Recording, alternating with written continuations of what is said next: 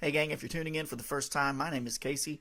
I'm a former pastor. I spent over 20 years in the ministry or training for such. I have a bachelor's degree and a master's degree in biblical studies, and I want to help you learn how to read, study, interpret, and apply the scriptures.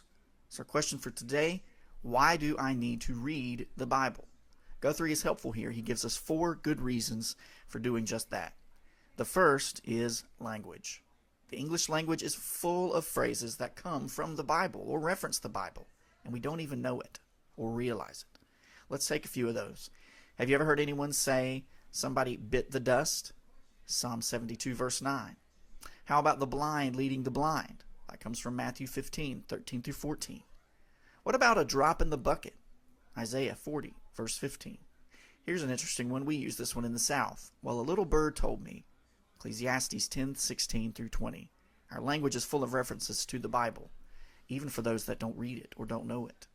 The second is literature. This is near and dear to me as a high school English teacher. There are more than 1,300 references to the Bible in Shakespeare alone, not to mention other works. Third, we need to read the Bible because of politics. Our constitutional republic was built upon biblical principles, whether you believe the nation was Christian or not. That remains to be true. And finally, society. Abolition, civil rights, free speech, democracy, all built on biblical principles. And we need the Bible even today to navigate modern issues. They should all be informed by scriptures, particularly if we are Christians. Now, I want to offer you a couple of spiritual reasons, even biblical reasons for studying the Bible or reading the Bible. One is to know God. This is where He has revealed Himself. If you want to know who He is and what He has done throughout history and in salvation, you need to read the Bible. But we also want to know His will for our lives. His will is pretty clear in Scripture. One is for us to be saved.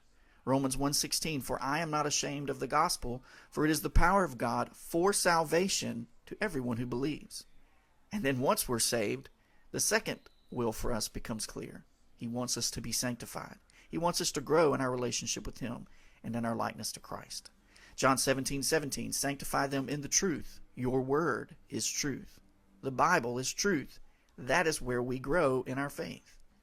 So if you want to understand history, if you want to understand humanity, if you want to understand the world around you, if you want to know God personally and His will for your life, read the Bible.